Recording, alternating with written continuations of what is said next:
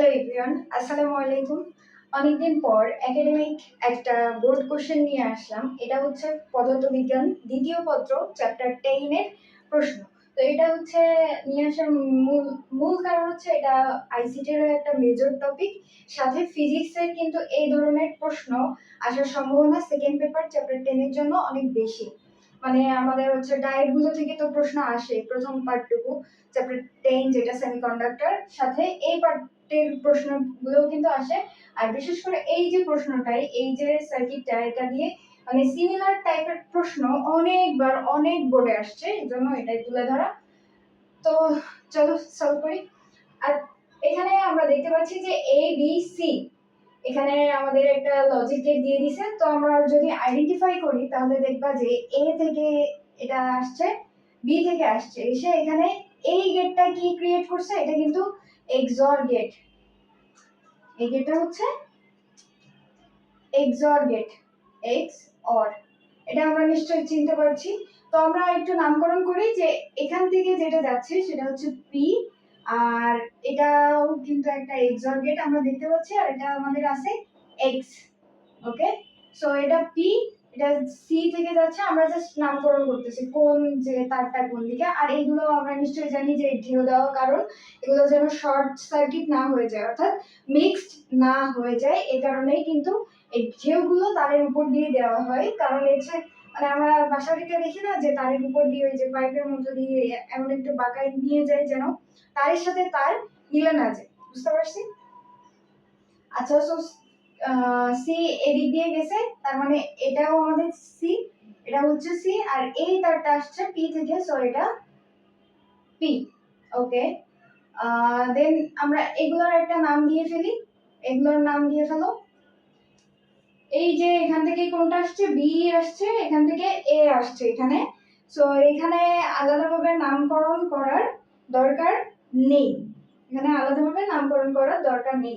এখন এই যে উদ্দীপকের সার্কিটটা দেওয়া আছে, এই সার্কিটটা যদি আমরা একটু সেম ভাবে সলভ করার জন্য আঁকি, তাহলে আমি এখানে উত্তর লিখে ফেলছি।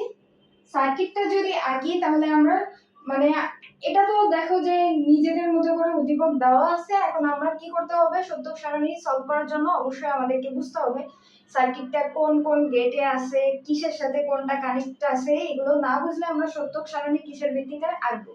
এজন্য সার্কিট যদি আসে, লজিক সার্কিট যেগুলো লজিক গেট সার্কিট, সেইগুলোর ক্ষেত্রে আমাদের কি করতে হবে, অবশ্যই আগে সার্কিটটা নিজেদের মতো করে গোছায় আগায় নিতে হবে। সো চলো সার্কিটটা আঁকি। প্রথমে এ আসছে, বি আসছে, এ বি, এ বি থেকে এক্সঅর গেট পেলাম, সেটার নাম আমরা দিচ্ছি পি। সিমিলারলি এখানে আছে সি, সি থেকে আমাদের যে গেটটা যাচ্ছে এটা এখনো পুরোপুরি মাঝখান দিক দিয়ে আছে সি গেটটা, সো এই গেট আর এই গেটের সাথে কানেক্টেড। এই কারণে আমরা আগে পি যেহেতু পেয়ে গেছি, আমরা এরপর পি এর সাথে কানেক্টেড সি, এর সাথে সি এন্ড সি মিলে যেহেতু আরেকটা লজিক গেট তৈরি করবে, দেখো এখান থেকে এই যে এই গেটটা, সো এটা হবে এক্স। আমি এইটা এখানে দিচ্ছি, সিটা এখানে, সি এর সাথে আমাদের আরেকটা গেট থাকবে। আচ্ছা, সি এর সাথে যে গেটটা আছে সেই গেটটা সিমিলার পি এর সাথেও আছে, সো এখানে শর্ট সার্কিট হবে না, এই জন্য আমরা, আর এটা কিন্তু এন্ড গেট আছে, সো এন্ড গেট দিয়ে দিলাম এবং এটার নাম করছি আমরা পি। ওকে, সো এটা ছিল সি, সি এটা আসছে পি, আর সরি এটার নাম দিয়ে দিচ্ছে আর, এটার নাম দিয়ে দিচ্ছে আর, এবং এর সাথে এর থেকে একটা আসছে, সাথে বি এর থেকে একটা আসছে, এসে এ এন্ড বি মিলে আরেকটা এন্ড গেট ক্রিয়েট করছে, আর এই এন্ড গেট এবং আর গেট মিলে কি করছে, আরেকটা অর গেট তৈরি করছে। এটা হচ্ছে আমাদের ওয়াই। দেখো সিমিলারই কিন্তু, তাই না? তো সিমিলার এটা আমরা নিজেদের মতো করে সর্ট আউট করে নিলাম, এটার নাম দিলাম হচ্ছে কিউ, তাহলে এটা গেছে আমাদের কিউ থেকে, আর এটা হচ্ছে আর আসছে। এখন আমরা বুঝতে পারছি নিশ্চয়ই যে কোনটা কোন গেটে আছে। তো যদি আমরা এটাকে একটু ব্রেকডাউন করি তাহলে দেখো এই যে পিটা, এই যে পিটা, এই পি কিসে আছে? পি দেখো তো এ আর বি এর এক্সঅর গেটে না? তাহলে আমরা কি লিখতে পারি? পি ইকুয়াল এ এক্সঅর বি, রাইট? সিমিলারলি কিউ কিসে আছে? মানে আমরা পরপর যাচ্ছি অ্যালফাবেট এর পরপর। কিউ কিসে আছে? কিউ দেখো এ থেকে আসছে আর বি থেকে আসছে, এ আর বি এর এন্ড গেটে আছে, তার মানে A B, A dot B বা এ বি। সিমিলারলি আর দেখি আমরা, আর কিসে আছে? আর দেখতে পাচ্ছি যে একটা এন্ড গেট। কিসের এন্ড গেট? সি এবং পি এর একটা এন্ড গেট। তাহলে আর সমান হবে সি ডট পি, বা আমরা সিপিও লিখতে পারি। এরপরে দেখো ফাইনাল যে দুইটা আউটপুট আমাদের x এন্ড y, এই x এন্ড y কি? x টা হচ্ছে কিসের? p এর সাথে c, p এবং c কোন গেট এটা?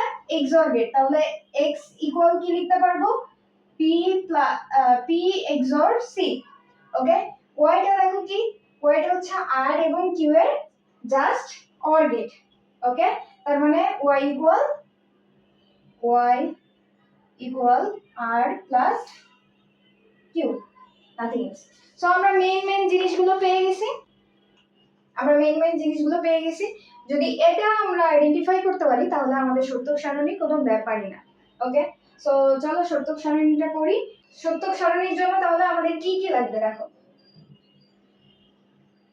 সত্যক সারণীর জন্য আমরা তো জানি শর্টকাটটা, আশা করি যে আমরা হচ্ছে রো বরাবর কয় ঘর দিব আর কলাম বরাবর কয় ঘর দিব। এটা আমরা কিভাবে হিসাব করি? এটা আমরা হিসাব করি আমাদের এলিমেন্ট কয়টা আছে তার উপর। এখানে দেখো মেইন যে মানে বেস এলিমেন্ট কয়টা আছে? 1 2 3, তিনটা আছে। তার মানে আমরা জানি এটার ফর্মুলা হচ্ছে 2 টু দি পাওয়ার, যতগুলো থাকবে তত, 2 টু দি পাওয়ার n সংখ্যক আমাদের কি আসবে? আমাদের রো আসবে, তাই তো? So 2 to the power n সংখ্যক কত হয়? এখানে কয়টা আছে? a b c, বেস, তাহলে a b c তিনটা আছে, তার মানে n এর মান হচ্ছে 3। তার মানে আমাদের এই নিচ বরাবর মানে রো বরাবর কয়টা আসতে হবে? আমাদের 8টা কলাম মানে সেল লাগবে আর কি, ঠিক আছে? সো এই উপরেটা বাদে, উপরে তো আমরা এলিমেন্ট গুলোর নামই লিখবো। ওকে, এখন আসি আমাদের কলাম কয়টা লাগবে। কলাম আমাদের ফার্স্টলি এ বি সি তো লাগবেই, তিনটা আলাদা আলাদা, তিনটার জন্য। তারপরে আমরা কি পাইছি? পি পাইছি, পি এর জন্য একটা লাগবে। আমরা এক্স পাইছি, এক্স আর ওয়াই একদম সর্বশেষ আউটপুট, ওদের জন্য একটা লাগবে। আর এর জন্য একটা লাগবে, কিউ এর জন্য একটা লাগবে। এগুলো হচ্ছে আমাদের কলাম কয়টা লাগবে। তাহলে আমরা বুঝতে কারো কোনো সমস্যা হবে না। এখন আসি আমরা এই সেলগুলোতে মান কিভাবে নিব। বাইনারি মানে নিব 0 0 1, মানে 0 1 এর ভিতরেই থাকতে হবে। তাহলে আমরা কিভাবে নিব? এটা খুব শর্টকাট এবং চোরামে একটা টেকনিক আমরা ইউজ করি, যে প্রথম সেলে আমরা কি করব? পর যতগুলো কলাম আছে অর্ধেক নিব, প্রথম সেলে অর্ধেক শূন্য নিব, পরের সেলগুলোতে বাকি অর্ধেক আমরা অন নিব। প্রথম সেল এ কি বলছি? 0 0 0 0, মানে চারটা আছে আমাদের 1 1 1 1। তারপরে কি করব আমরা? তারপরে হচ্ছে দুইটা মানে হাফ হাফ, দুইটা 0 নিব, দুইটা 1, দুইটা 0 দুইটা 1, ঠিক আছে? মানে 0 0 1 1 0 0 1 1, তারপরে একটা একটা করে 0 1 0 1 0 1 0 1, এভাবে। ওকে, সো আমাদের নেওয়া হয়ে গেল। বুঝতে পারছি তো আমরা মানে যতগুলোই থাকুক না কেন, এখানে তো বেস ছিল আমাদের তিনটাই এ বি সি, এজন্য আমাদের 8 সেল হইছে, এজন্য এভাবে করে নিছি। যদি আমাদের বেস থাকতো 4টা তাহলে আমাদের কয়টা সেল হতো? 2 টু দি পাওয়ার 4, ঠিক আছে? তখন আমরা সেইভাবে করে সাজায়ে লিখতাম। ওকে,